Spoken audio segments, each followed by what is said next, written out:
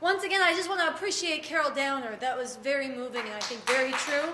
I also want to thank everybody who is here and everybody who's tuned in. We're gathered at a moment when Michael Brown was just gunned down in Missouri, young black man. Yet again, after murder after murder after murder by police and vigilante of black youth. We're gathered at a time when there are more than 10 armed militia vigilante groups hunting down immigrants along the U.S.-Mexico border, not very far from where we are now. We're gathered at a time when the so-called peace president has sent bombs into Iraq and is sitting and backing genocide in Gaza. We are gathered at a time of all-out emergency facing the environment, and we are gathered at a time when women's right to abortion, women's right to decide for themselves when and whether they will have a child, a decision that shapes the entire course of her life, is hanging by a thread in this country. And we are on the precipice, 2.5 weeks out from a watershed moment in this battle. September 1st, Texas is scheduled to close all but 6 or 7 abortion clinics in this state. There were 46 just 2 years ago. This is a monumental watershed moment. And I want to talk about where we are in all of this, but in particular around abortion. But I wanted to start by bringing in the whole picture, because we are human beings who have to look at all of this. We have to take responsibility for all of this. This is the world we live in. It's a world we have to soberly confront, and it's a world we have to dare to change. And so my theme tonight, I want to talk about daring and courage, and I want to talk about cowardice. And when I talk about daring, I want to talk about daring to think as well as daring to act. I want to echo Carol on a number of themes tonight, actually, including appreciating in the first place what we have done by coming down here, the daring that people took to disrupt their lives, uproot themselves, come down to Texas, including in the face of slanderous and unprincipled opposition, and in the face of a very, very dangerous assault on women. I want to talk about the daring of people who gathered the resources and funded this ride. The daring of people who lent their names and their reputations to the abortion rights statement that we published last week in Austin, that people should sign at StopPatriarchy.org. The daring to tell the truth that forced motherhood is female enslavement.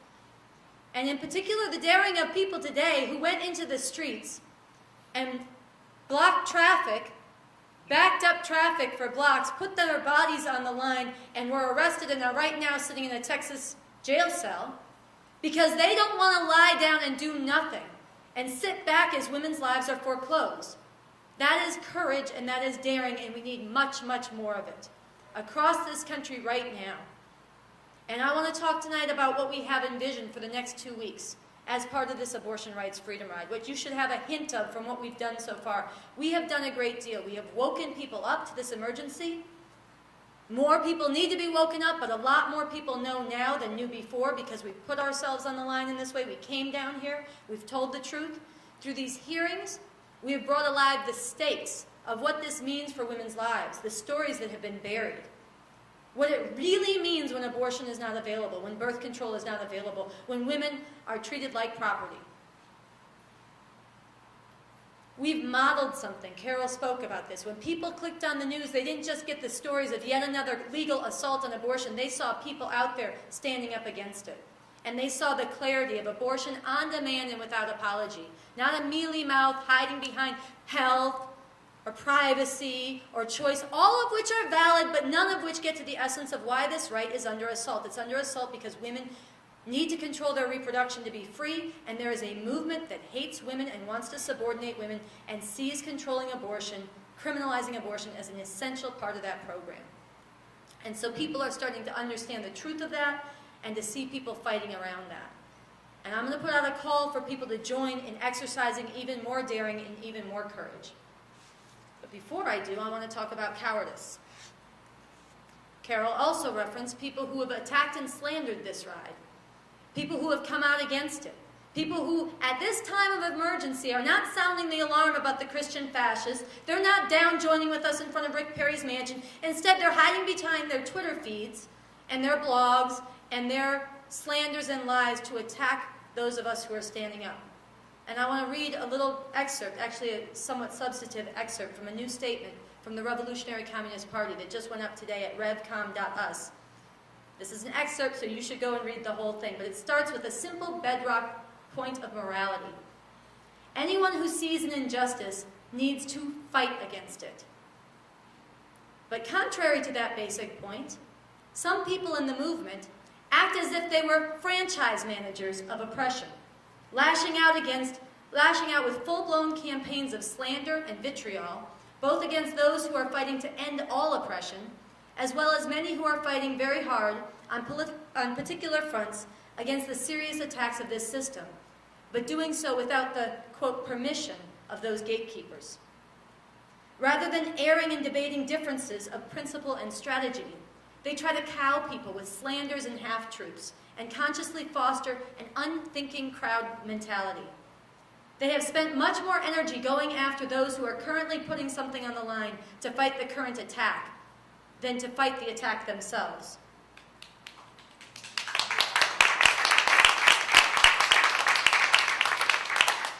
These same forces come down with tremendous pressure against anyone who even wants to give a hearing to those waging this fight, let alone support or unite with them.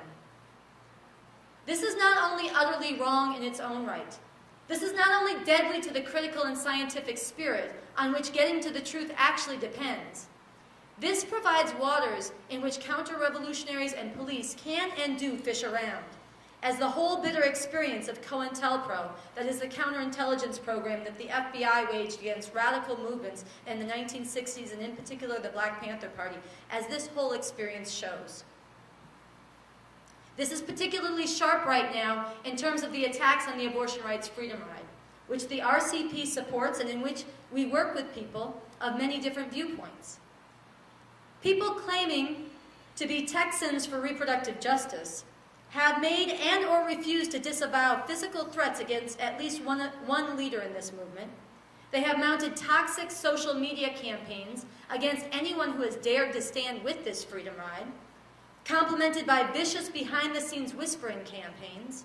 They toss slanders of racism for daring to draw inspiration from historical battles against the oppression of black people within the U.S., and for drawing analogies and links between the many different forms of oppression that this system brings down on people.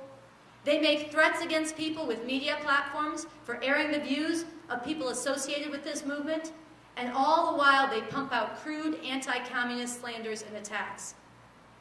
They've also issued a statement that gathers all this together in a slicker form.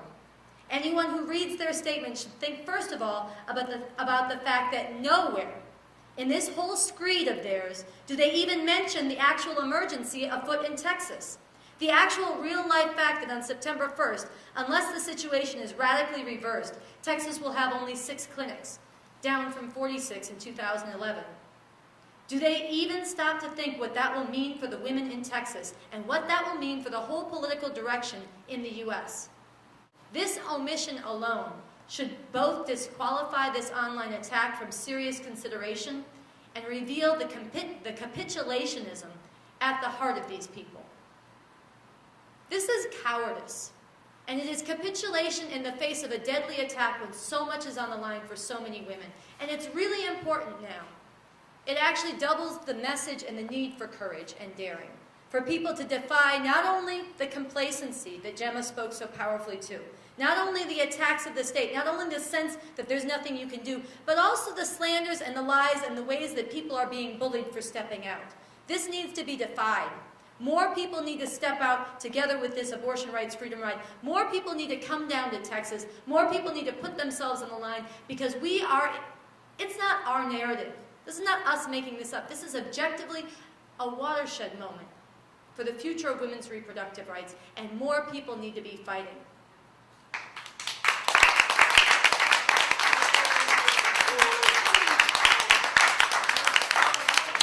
Now I want to talk also about daring to think. And daring, this is part of this, daring to think and do your own work and dig into what these lies are and what the truth is and what's really going on, and daring to think about where all this is coming from and how we end it. And how we really get to a world where these crimes that I spoke of before are no longer what sit on top of humanity. Never again should a black mother have to fear for the life of her son every time he leaves the home, or children be gunned down and hunted down and rounded up by vigilantes on the U.S. border, or driven from their homelands in the first place. Never again should we have to have a situation where we witness another bombing and desecration of a whole nation and whole people, which you can't even keep track of how many times it's happened. We need to get to a whole different world, and there's no better place to begin to think and to get into this than the work of Bob Avakian, somebody who's been viciously slandered as well as part of these attacks. He's somebody who has spent decades, dedicated his life in a principled fashion, in a very deep way, digging into where these problems come from and how we can solve them in an all-around way, but including right now I want to call your attention to the work that he has done on the liberation of women. Decades of work, and we have put out a sampler that pulls this together called Break All the Chains. Why you need a revolution. You need to dig up everything about the way society is structured, from the economics to the social relations, to the ideologies, to everything about this to liberate women. It is so deeply entrenched. And why you can't make any kind of revolution worth making in any regard, and you cannot liberate any section of humanity without taking up the fight to liberate women. It's a very deep work. It is new thinking. It is the most radical thinking on this question, and people have to find out for themselves and get into it at revcom.us. So I dare you to think, because a lot depends on it. And I want to return and end by challenging you, together with that, to once again dare to act. And I want to let you know, we are now 2.5 weeks into this freedom ride. We've got our iconic abortion on demand and without apology stickers and t-shirts and posters in the media across this country. It's very important. Millions have seen it. This needs to become many, many more people who are also stepping out now. We've made a difference. People are down here and making a difference. But we actually have to take this to a whole new level. And I want to call on people the week of Defiance, the last week of this freedom ride. Come down with us to the Rio Grande Valley next week, where this is so concentrated, and it joins up with the crisis around the border and around immigrants. Come with us. But especially the last week, August 25th through September 1st, the final week leading up to the law going into effect, if it goes into effect. Come to Texas. If you are watching, there are moments in history where what you do can shape and change the whole way the trajectory unfolds. That doesn't happen all the time. Not every week, not every day is like that. This is a moment like that. And if you join with us, you will not be alone. And there are people watching this, and we need to step up at this moment. I want to call on you to join us in Texas. We are going to be camped out in front of Rick Perry's mansion, the man who is responsible for ramming through HB 2 against the will of the people and against massive outpourings of defiance. We are going to be there every day, calling on people to join us, and you will see more of the kind of thing that you saw today, with people who were in the streets putting their bodies on the line, and everybody has to get down to Texas. It's an emergency. If you care about the future of women, think of your daughters, think of your sisters, think of the people, like Gemma said, that you don't even know, whose lives will be affected by this. This is the place and the time to be here. If you can't come, send money, send support, send a statement. As soon as this computer clicks off, start making plans, change your schedules, and find a way to support this. It really, really matters. It really, really matters. There's nobody else. If not now, when? If not here in Texas, where? And if not you, together with all of us around the country, then who? Thank you.